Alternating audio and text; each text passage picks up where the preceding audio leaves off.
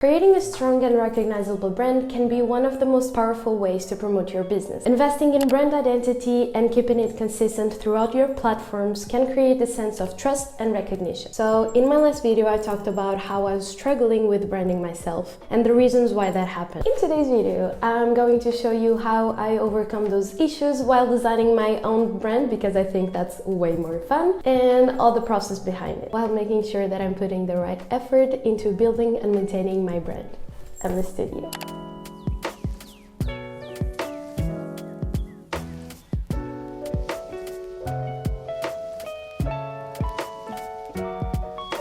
Hi guys, and welcome back to my YouTube channel. If you don't know me, hi, I'm Tita and welcome to today's video. Be sure to just subscribe down below so you don't miss out on any useful information. I'm a 23-year-old creative that focuses on social media, content creation and design, and just know that I'm here every single week to share my knowledge and journey with you guys. And in today's video, we are designing my own brand. In this design world, there are a lot of processes that you can follow. I gather a process that I usually just take whenever designing a project for a client, and I'm gonna walk you throughout all the process so you can see how I make my own design. So the first stage is obviously to do some research and competitors analysis. Here the main goal is to pick the direction of the brand and see how I can differentiate myself from the others. I start by doing a brainstorm with all my ideas for the brand and all the things that come to mind when thinking about what my brand would be. At this stage, everything counts. A great tip that I have for you guys is to use the worst possible idea technique. This technique is basically whenever you do a brain dump without that feeling of being judged. You basically write anything that comes to your mind, and who knows, perhaps that would spark some awesome ideas. So before jumping into the gather inspiration part, the important stage that follows is to set the vision, mission and values for the business. Usually the client already gives you this information, but since I'm building my own brand, I'm just going to tell you all about my business.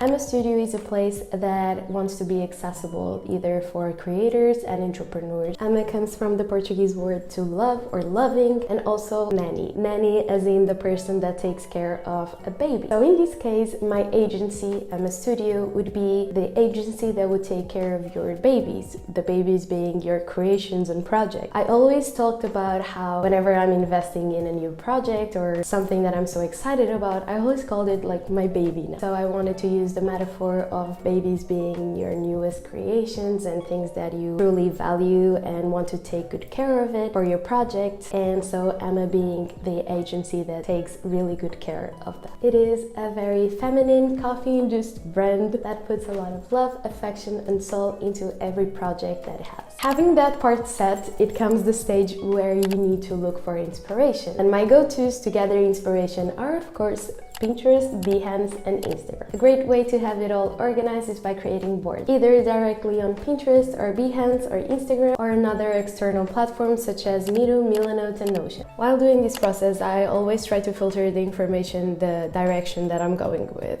as much as possible, so the boards aren't too broad in terms of style. For these, I also love to do a more focused mood board here in Adobe Illustrator. While doing the mood board, I'm just going to give you some tips in order to optimize that. So first of all, don't use too many images, maybe 9 would be perfect, and I'm going to use this strategy that I learned from 𝒂𝒂𝒂𝒚, basically that I have been implementing into all my designs and just works perfectly. Then try to use as much as relevant photography, typography, elements in general that you can, since you didn't have much space to show your vision of the brand. Stick to relevant elements that can really speak to you. For instance, I'm always trying to look for photos that really have my colors or filters and also the photography style itself. Make sure you also show your color palette. This can be a rough version for the redefine later on, but at least it gives you a direction. As I mentioned previously, having photography that reflects my colors helps me to better convey my message. So with this said, we are left with a very specific mood board that would allow me, as I'm the client here, to really understand the direction we are going with. If you have watched my previous video, you know that this stage really allows me to stick to an idea and also to see how my personality is going to come across throughout the design, which means that by not skipping this stage we're at, I already overcome 2 of my main issues when branding myself. myself. Having the direction to follow, it comes the part where you choose the right font that matches our direction for the brand. My sources for these are Google Fonts, Adobe Fonts, and of course the font. Here my goal is always to try to look for a font that is open source and free for commercial use, so I don't have any problems in the future. So having my top fonts here, I start the elimination process. I write my brand's name, in this case 𝒂𝒚, and see how it looks and feels. So far they all give me the 70s, 80s retro serif vibe that I'm going for, also giving me a very empathic look. Seeing all together, this one really stood out to me since not only has a huge type of family, making it more versatile, but also speaks more to me. And since it is my brand, that's a valid point.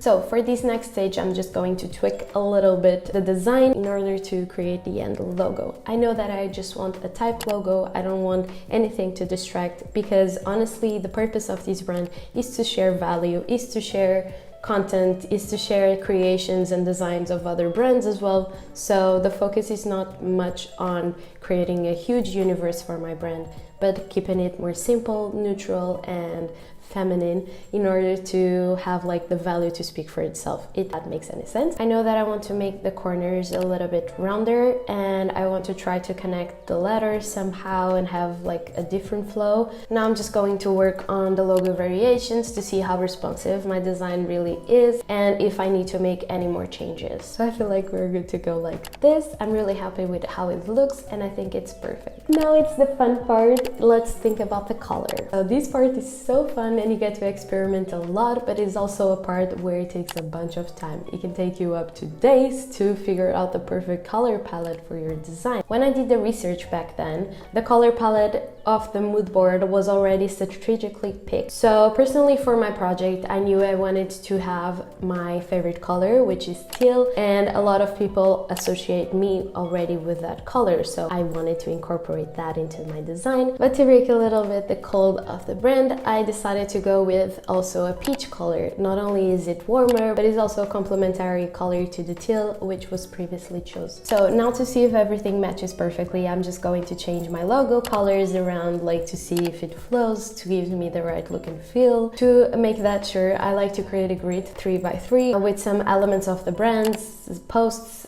patterns and logo. For this specific project, I'm not going to create mock-ups because not only I'm the client, so I can see clearly how the brand is going to perform, but this is a very important step when presenting to a client, to just make sure that you do mock-ups, either like social media mock-ups or something like that, depending on the project, but having something to show the client how the brand is actually behaving. For me, as I said, for this specific project, I'm not going to create mock-ups, but I am going to take my own photography, and this will allow me to have my own stock images to use throughout my designs and posts and everything, creating more meaningful posts. Also connects me more to my community and also shows one skill that I have, producing content. So now I will insert the part where I take care of the photo shoot and all the content, and I shall see you next. So in order to produce my content, I spent a lot of time researching and doing this photography board, but yeah, basically now I'm just taking care of the set, and then I'm gonna be using this camera, the Canon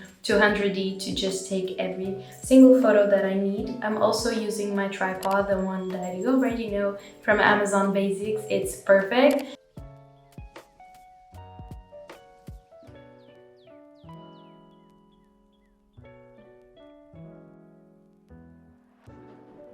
Back to the office chair. Now having everything laid out, I start to edit the content with my Lightroom presets that I created exclusively for my brand. This allows me to add more value to my creations, but also to have a more consistent imagery throughout my designs and my content and my platforms. So I'm really happy about these designs and how this turned out. And by following the design process, not rushing anything, really allows me to have a brand that really speaks to me and then can prevail in time. So, 𝒂𝒚 Studio, meet the world, world meet 𝒂𝒚 Studio.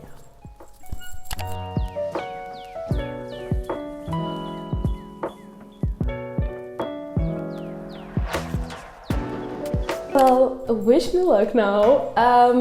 I have successfully overcome the issues that I previously mentioned on my last video, why branding myself was so hard, and I'm so happy that I could overcome everything that I just have been struggling lately, and by making this video also allowed me to have a more objective look to my brand, so I'm very happy about this and I'm very excited to see what the future holds with this new branding. I hope you love this video, I hope you love this branding. Sorry to interrupt, this is the message that I have for you guys. I didn't mention here, but if you want me to do, for instance, some like design challenges that I'm just planning on doing, but if that's something that interests you, or you want me to design for a specific industry or a specific brand, like rebranding for instance, just comment down below and I'll definitely do that.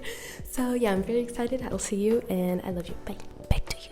And thank you so much for watching this video so far. If you want to know more about these design problems, struggles that I've been mentioning on this video, be sure to watch this video next. Subscribe and activate notifications so you can be notified whenever another video is up. Know that I'm here every single week to share my knowledge and journey with you guys. And I love you so much. Stay creative and stay happy. Bye!